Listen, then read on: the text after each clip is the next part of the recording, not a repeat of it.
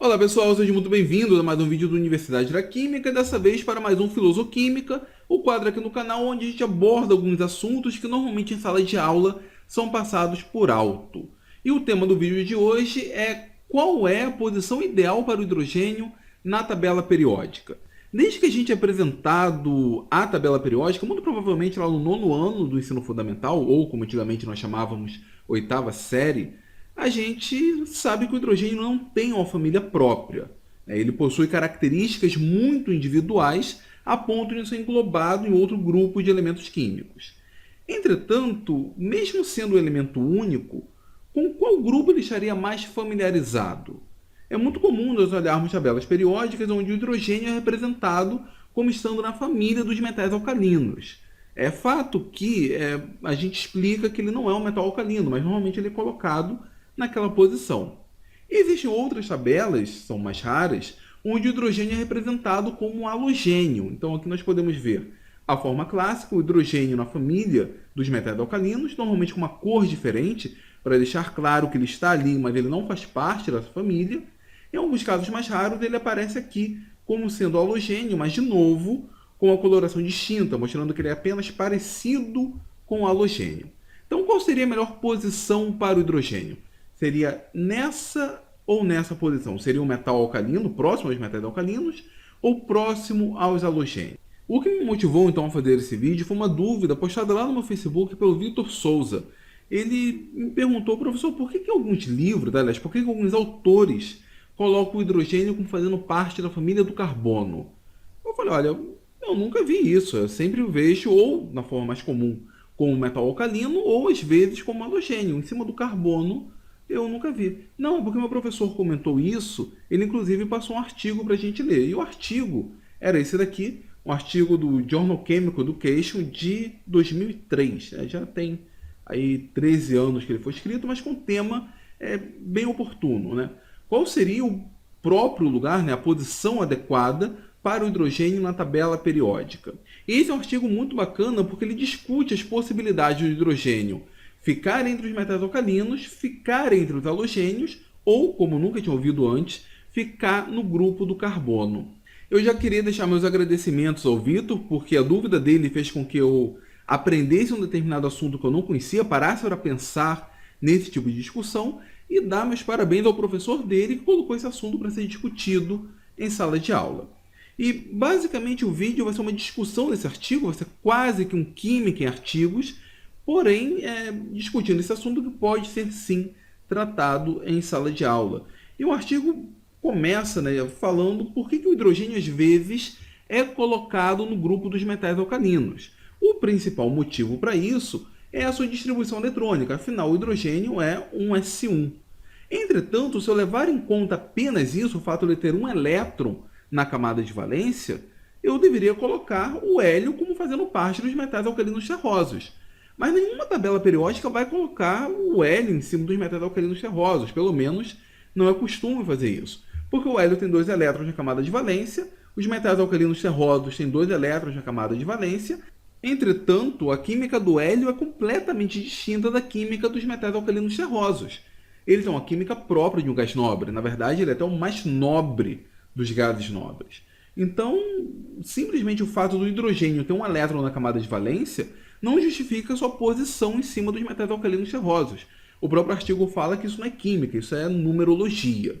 Então esse argumento, embora seja um argumento clássico, ele não é válido, afinal a tabela periódica avalia as propriedades químicas, as propriedades físicas dos elementos. Um segundo argumento é que em alta pressão o hidrogênio torna-se um condutor, similar aos metais, isso é verdade. Nós temos esse artigo aqui, do Physical Review Letters, onde ele mostra que o hidrogênio molecular ele pode sim se comportar como condutor, porém em 140 gigapascal. 140 gigapascal é aproximadamente 1,4 milhão de atmosferas. Nem o Goku conseguiu treinar numa pressão de 1,4 milhão de atmosfera. Né? O treino dele foi em 100 atmosferas, e depois, acho que na fase BU, na fase GT, ele aumenta isso, mas não chega a 1 milhão de atmosferas. Brincadeiras de lado, o que eu quero dizer com isso? Se levarmos em conta que em alta pressão o hidrogênio se comporta como metal, ou pelo menos uma propriedade de metal, e essa alta pressão é 1,4 milhão de atmosferas, não faz sentido nenhum. Isso está muito longe das condições de trabalho aqui na Terra. De fato, em planetas gasosos muito pesados, onde a gravidade é muito intensa, como Júpiter e Saturno, o hidrogênio sim, lá se comportaria como o metal alcalino. Numa estrela de nêutrons, o hidrogênio sim se comportaria como metal alcalino, mas não aqui na Terra. E se for levar em conta o argumento da alta pressão, o boro, o oxigênio, o enxofre, o selênio, o telúrio e o fósforo também tornam-se condutores em alta pressão. E as propriedades metálicas, vamos dizer assim, do boro, por exemplo, é muito maior do que a do hidrogênio. Aqui a gente destaca o boro e o oxigênio porque existem alguns estudos que relacionam esses elementos a propriedades supercondutoras. Então, se o argumento para colocar o hidrogênio entre os metais alcalinos é que nessa condição de pressão ele funciona como metal alcalino, isso não é válido, né? Em condições amenas ou em condições normais aqui na Terra, ele não age como metal alcalino. Outra coisa também é que, como a tabela periódica agrupa elementos com propriedades químicas e físicas similares, dentre elas a energia de ionização, a energia de ionização do hidrogênio é muito diferente dos metais alcalinos. Ela é muito maior. A do hidrogênio é 13,6 eletronvolts, do lítio, que seria o metal alcalino de maior energia de ionização, é 5,3. A diferença é muito grande nesse respeito. Então, não há motivos para colocar o hidrogênio no grupo dos metais alcalinos. Por outro lado, há argumentos para colocar o hidrogênio no grupo dos halogênios. O primeiro argumento é que o hidrogênio ele forma hidreto, assim como os halogênios formam haletos. Então ele pode receber uma carga negativa. Só que se nós compararmos o hidreto com os haletos, as propriedades químicas são muito diferentes. O hidreto é uma base fortíssima, ele é muito instável. Os haletos não, os haletos são mais estáveis. A gente consegue ver cloretos, brometos e iodetos sem muita dificuldade. Na água do mar, por exemplo, ali nós temos uma alta concentração de cloreto. Agora, você já viu hidreto por aí? Não. Além disso, os hidretos podem até formar compostos com metais alcalinos, os hidretos metálicos. Porém, as propriedades químicas e físicas dos hidretos são completamente diferentes dos haletos de metais alcalinos, que são os sais comuns, né? Cloreto de sódio, brometo de potássio, cloreto de lítio e assim por diante.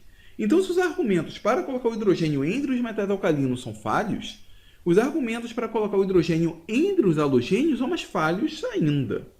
E o autor daquele artigo ele propõe que, talvez, o melhor lugar para o hidrogênio seja o grupo do carbono. E que argumentos são esses? Vamos lá. O primeiro deles é que, assim como o carbono, o hidrogênio tem 50% de sua camada de valência preenchida. No caso dele, é um único elétron, mas seria o orbital 1s, portanto, tem metade dessa camada preenchida. No caso do carbono, nós temos um S2, 2s e 2p. O nível 2 possuiria no máximo 8 elétrons, ele tem 4. Então nós temos ali uma camada também parcialmente preenchida. Mas nós sabemos que, em termos de ligação química, não adianta o carbono ter essa configuração, a gente vai ter que lançar mão do artifício da hibridização para explicar as suas ligações químicas. Então isso aqui é até um argumento que o autor usa, mas que não é um argumento tão convincente assim. E no que diz respeito a outras propriedades, as propriedades químicas, as propriedades físicas do hidrogênio. Primeiro, valores de energia de ionização, afinidade eletrônica e principalmente eletronegatividade são muito semelhantes do hidrogênio com carbono e com os demais elementos do grupo 4. Outro argumento, a formação de compostos intrafamília. Por exemplo, é comum nós termos ligações entre o sódio e o potássio, sendo um composto intrametálico. Nós temos ligações entre os halogênios, o fluoreto de cloro, nesse caso, ClF. E nós temos várias ligações muito comuns entre o hidrogênio e o carbono. Basicamente, toda a química orgânica vai ter esse tipo de ligação. Então, a formação de compostos intrafamília estáveis, ele utiliza esse argumento. Se olharmos por esse lado, sim, nós temos compostos muito estáveis com uma ligação muito forte entre o carbono e o hidrogênio, não apenas entre carbono e hidrogênio, entre o silício e o hidrogênio, por exemplo.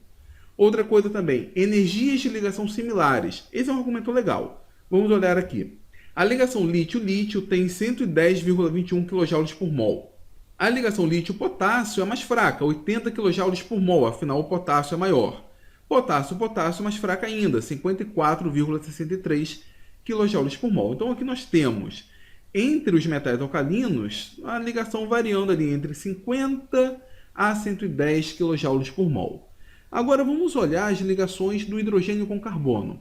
Hidrogênio com hidrogênio, 435 kJ por mol. Carbono e hidrogênio, 438. Carbono, que são átomos maiores, 376. Percebo que a faixa de energia de ligação entre o hidrogênio e o carbono são bem próximas. Estão muito além daquelas de metais alcalinos. Então nós temos aqui energias de ligação próximas entre hidrogênio e carbono. Então isso aqui é um argumento de uma propriedade química que realmente é bem próxima entre hidrogênio e carbono. Bom, outro dos argumentos que ele utiliza o pKa dos ácidos conjugados de bases nitrogenadas são semelhantes. Como assim? Vamos pegar aqui o pKa do NH4+. O pKa do NH4+, é 9,24. Um de seus análogos, que seria a trietilamina, então o cátion trietilamônio, tem o pKa muito próximo, 9,79. O que acontece aqui? O amônio, nós temos o hidrogênio ligado ao nitrogênio. Aqui nós trocamos o amônio por um grupo CH3. Então eu tirei o hidrogênio e coloquei um carbono ligado ao nitrogênio. Se eles são da mesma família, de acordo ali com os argumentos do autor, isso não altera significativamente o pKa desses ácidos. Então, é mais uma similaridade entre o hidrogênio e o carbono. Outra característica, formam compostos moleculares gasosos com os halogênios. Nós temos aqui o HCl, que nós temos uma ligação covalente, é diferente, por exemplo, do NaCl, onde a ligação é iônica. Aqui nós temos uma ligação covalente, polar, é verdade, mais uma ligação covalente, e forma um composto gasoso. Aqui nós temos o cloreto de metila, que é um composto gasoso, onde a ligação cloro-carbono é uma ligação covalente similar à ligação entre o H e o Cl. Outro argumento que eles utilizam é os hidretos e os carbânions possuem químicas muito similares, afinal são bases extremamente fortes. Então o hidreto de lítio e o hidreto de sódio ele é muito parecido com o LiCH3 e o NaCH3. Afinal, aqui nós temos o H-, aqui nós temos o CH3-, são bases fortíssimas. Então, a química deles são muito parecidas. O hidreto, por exemplo, é muito mais próximo a um carbânio, a um CH3-, do que a um cloreto, brometo, fluoreto e assim por diante. Outro argumento, na verdade, esse aqui é um argumento para colocar o hidrogênio entre os metais alcalinos. O hidrogênio forma cátions estáveis, enquanto que o carbono não. Nós temos o H+, por exemplo, e nós não temos o Ca4+, ou Ca+. Só que não necessariamente. Não necessariamente por quê? Os metais alcalinos, eles formam, de fato, cátions estáveis. Nós temos Na+, nós temos o Li+, nós temos o Cs+, tanto em solução quanto no estado sólido. Agora, nós não temos o H+.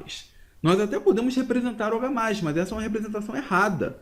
Não existe H+ livre em solução, não existe o H+ livre a menos que esteja em vácuo. Na verdade, em água, por exemplo, nós temos o H3O+, que é um cátion composto.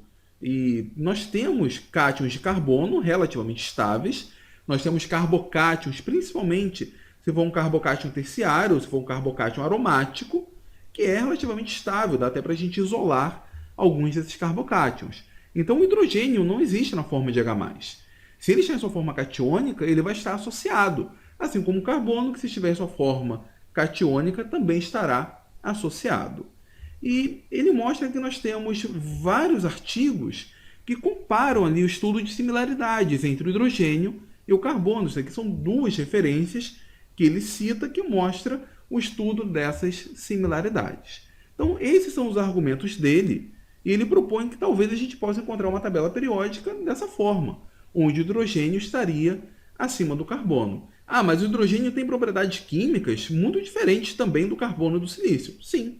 Assim como o flúor tem propriedades químicas muito diferentes do cloro, bromo e iodo, assim como o oxigênio é o único paramagnético do seu grupo, tem propriedades bem distintas, e assim como qualquer outro elemento químico do segundo período, do primeiro período, enfim, os primeiros elementos químicos têm propriedades muito distintas dos elementos mais pesados. Bom, pessoal, essas então são as ideias do autor. Eu quero saber qual é a opinião de vocês. Acham que ele forçou muito a barra em colocar o hidrogênio no grupo 14? Ou você já havia pensado nisso, só que nunca teve ninguém para discutir? Ou ainda, assim como eu, nunca havia pensado nisso e achou a ideia bem legal, porque eu vou citar isso, eu vou indicar esse artigo quando eu der aula falando sobre tabela periódica, né? A possibilidade do hidrogênio estar ali no grupo 14. Eu gostei bastante desses argumentos. Então, por favor, compartilhe esse vídeo em suas redes sociais, principalmente indique esse vídeo para seus professores ou para seus alunos, para ter esse tipo de discussão que eu acho muito saudável em sala de aula. Mais uma vez, eu gostaria de agradecer ao Vitor Souza pela sugestão do assunto, parabenizar o professor dele por gerar esse assunto de discussão em sala de aula. Eu acho isso bem importante, acho isso bem legal. Se vocês gostaram do vídeo, então, por favor, curtam. Mais uma vez, compartilhe. Se for novo por aqui, se inscreva no canal. E até a próxima do Universidade da Química.